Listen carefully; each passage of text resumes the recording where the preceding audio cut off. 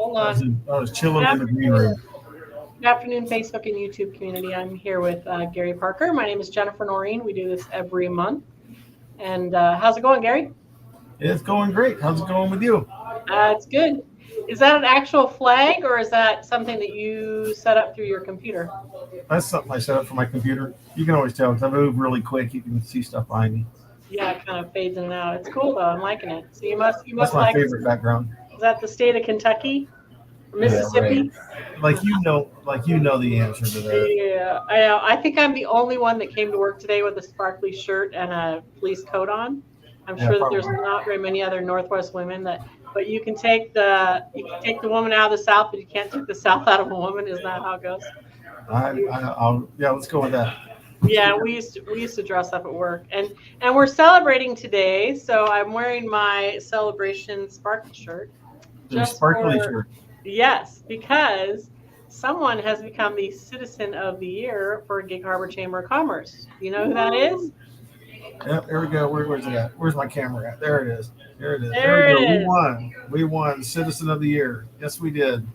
And we got that for all the philanthropy stuff you see me talking about here all the time. So, And how the heck did that happen? What happened?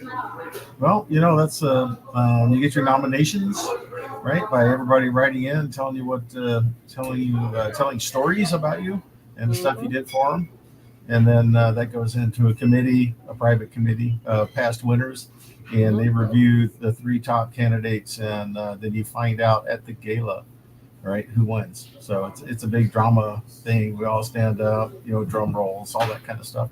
Lots of fun.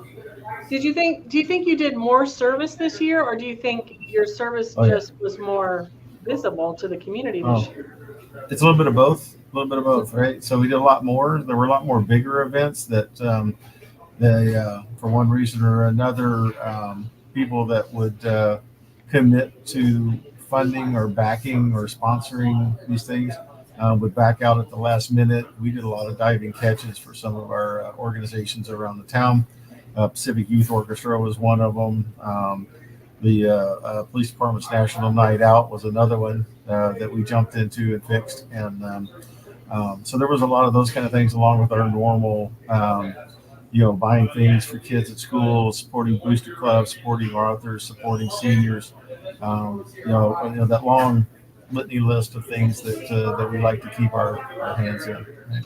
Yeah, and you had just some of your standard programs like collecting receipts for the high school and the teens, and I'm sure you're still giving your some hamburger to the Tacoma Rescue Mission and all these things you've been doing for a long time, plus some new things. So yeah, that's exciting. I think you enjoy these things. Otherwise, I don't think you would do them. Whenever you visit with Gary, try and get time with him. He's so busy, and it's not. It's sometimes it's barbecue to you work, but oftentimes it has nothing to do with his restaurant business, but everything to do with the community. So we'll have to dig deeper on some of those newer developments in another video, because I know there's some things to share. But today we wanted to talk about farm to table, how the ingredients of the barbecue to you restaurant are sourced. And I Yep. think some of this will surprise some of our audience, and I think it's great information to share. I know it's something that you love to talk about. So we want to talk about the meats, the wine, the candy, and the beer. We're going to focus on those things. And the So wood. what's that? And the wood. You said wood. And, oh, that's right. The meat, the wood that makes the meat delicious, and the other items. So, tell me about the meat that Barbecue to You serves and where it is from. Where is it sourced from? Yeah, because as you can tell, we're going to talk a lot about meat because we are a barbecue joint, and um, we do a little bit of vegetable stuff here, but it's not like your gourmet restaurants and stuff that do farm to table with vegetables and things. But no, the meat or the center of the plate proteins to me are really really important to try to get those as close to farm to table as you can get, and the name is a little bit deceiving. It's not literally farm to table, right? There's a process that meat follows, right, and you got to be very aware of it. Um, we use, as you're showing there on the screen, we use a company called Aggie Meats, which has four particular brands, um, and um, um, and we use the St. Helens brand here. Sometimes we use their Double R Ranch version, which is a little bit grade above this one. But the way this works, these are grain fed and grass fed cows, right?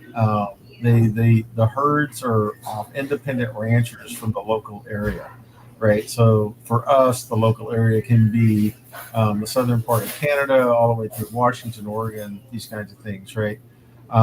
They're all raised a particular way. They're largely grain fed. A lot of grass feed. So when they're born, they grass feed for X number of years. They go on grain, and then when they're being prepared for being prepared to go to market, right? They are fattened up on corn, sometimes potato, but mostly corn. Those are the two high starches that the cows are given. And then I'll contrast this in a minute, but and so then once they reach a certain weight, then they're euphemized and processed into eventually into case meats, and of course I buy briskets and beef ribs and these kinds of things off this brand. But what's neat about this company is it's local, relatively speaking. It's all about the ranchers, and it's not big business. It's not Tyson, right? And or Swift or one of these bigger places, right? So what's really the difference there? The difference is in those larger ones, the Tyson ranches or the Tyson products or the Swifts or the National. Those are feedlots. That's that quintessential thing that you see.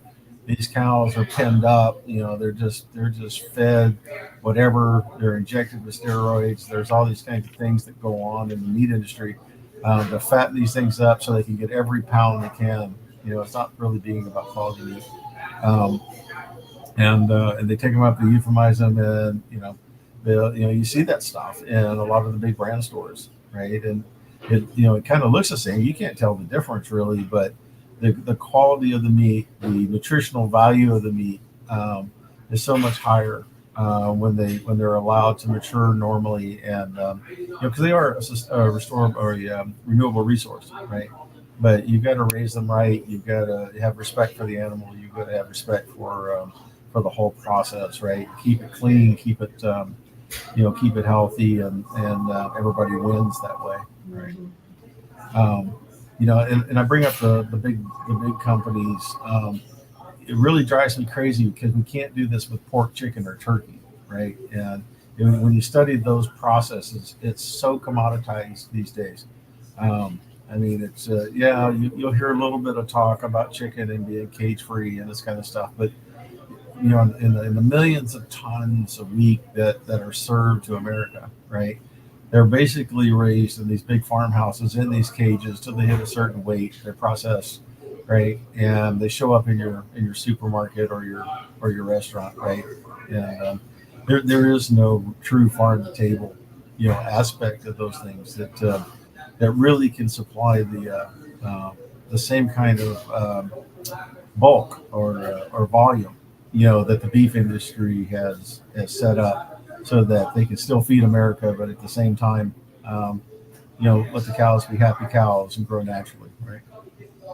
That all makes sense?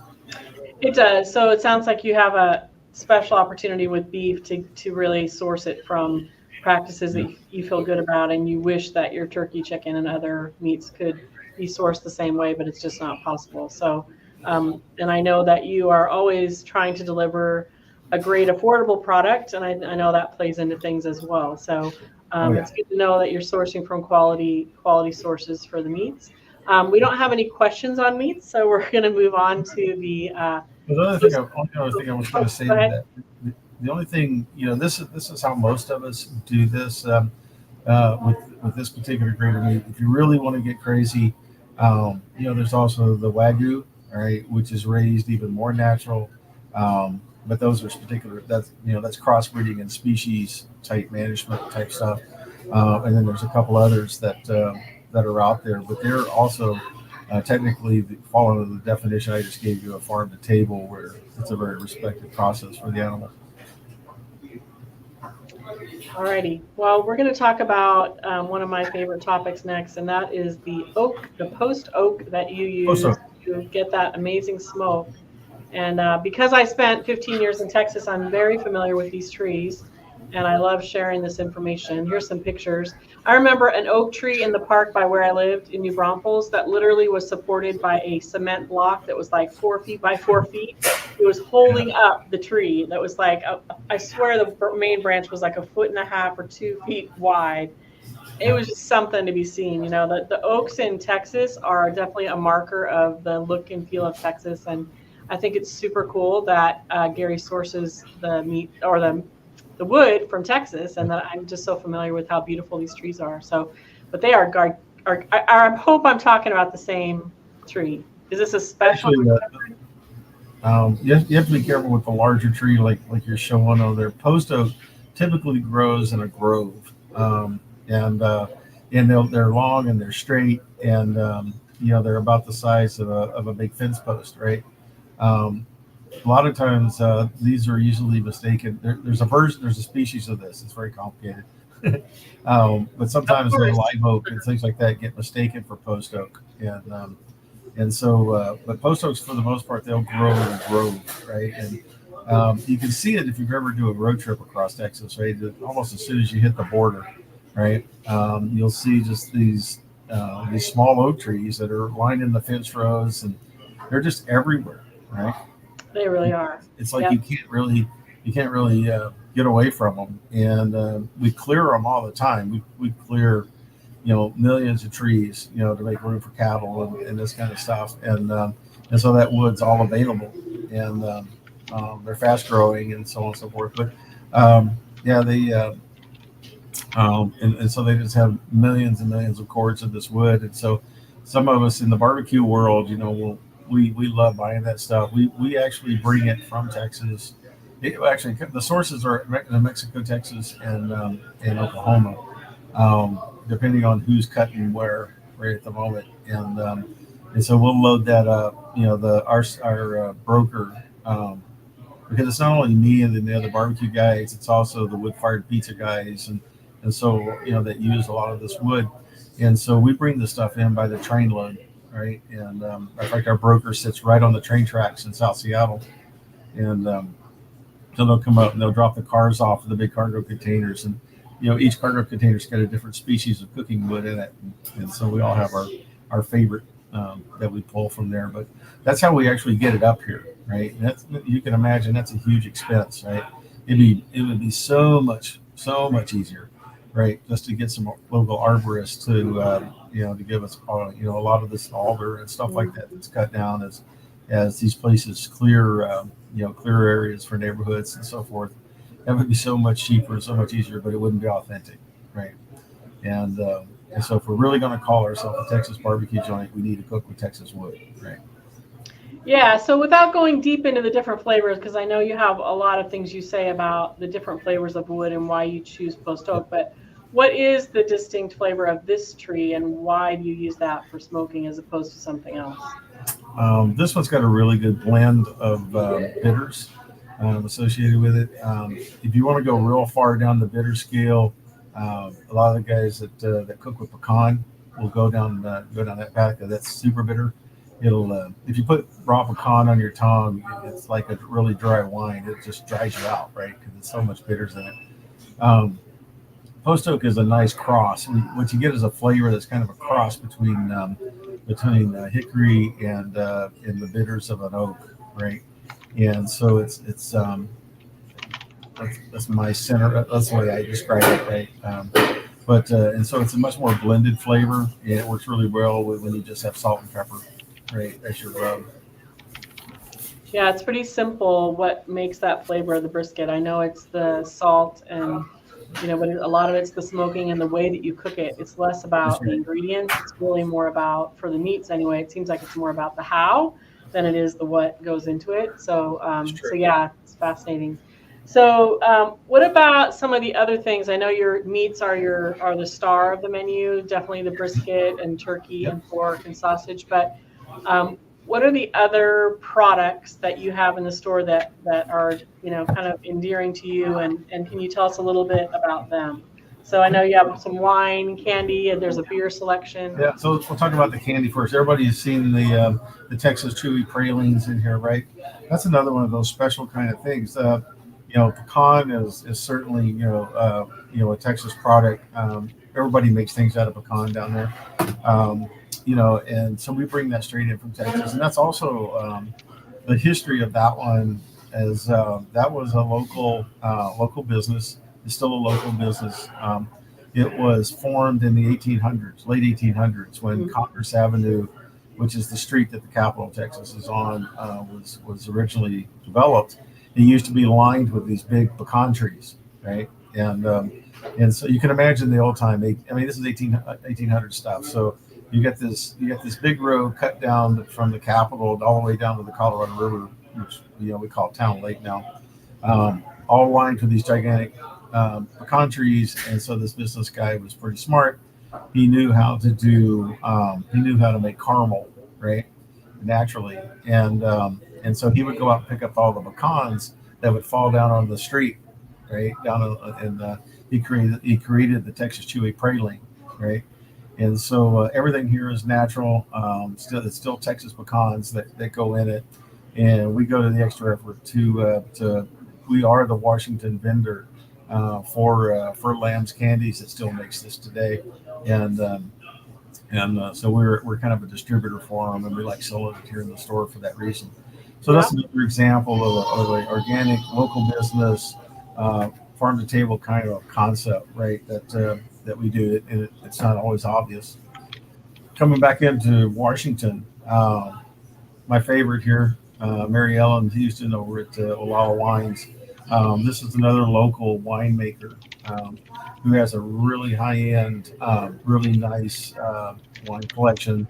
Wonderful tasting room out in Olalla, Washington, and she has we do some events out there. Matter of fact, our next event out there is going to be I think it's July, right? We're hosting a chamber event out at Olalla Winery, and so lots of fun there. Another great local business. Again, she grows a lot of grapes, and she processes and makes a lot of really wonderful wines. And so, we try to keep that theme going through a large part of our menu. Okra is one. The fried okra that everybody talks about up here, because you can't get it up here like you can back home. I mean, that stuff is comes out of or grown out of Mexico for me, right? And we bring a particular one in, right? We still do the Bluebell ice cream, which is the out of Burnham, Texas. We have we only sell one kind of beer, and that's Shiner Bock. That comes out of Shiner, Texas. I'm trying to think what else am I forgetting? I think you got it. So Shiner Bock. So why do you only carry one selection of beer? Is it mostly because that's the one you love? I try to carry only Texas products in here. That's another thing of being genuine.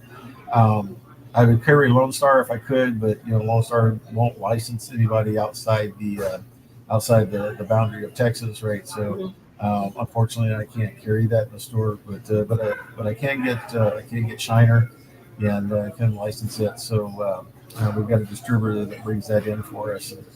And it's a great beer. And one of my favorite things about Shiner is I'm trying to introduce Washington to the fact that there's something other than an IPA to drink, right? Yeah. Right. I mean, Washington, because of the hops and everything being grown here, IPA is like, well, that's beer, right? But you have things like Shiner, which is a Bock. You have lagers. There's all other kinds of beers that are made around the country. And so for those who have lived or grown up in Texas, right, and you want that flavor, where to come get it now, because I'm going to keep that thing stocked in here.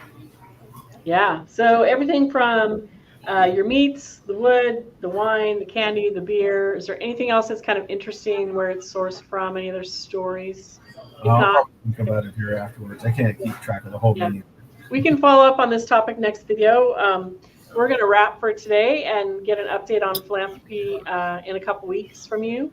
But thank you, Gary, for sharing what's going on at the restaurant and a little bit about how the ingredients of your food are sourced. So we'll be talking to you again in a couple weeks. All right, see you soon. Bye. Bye.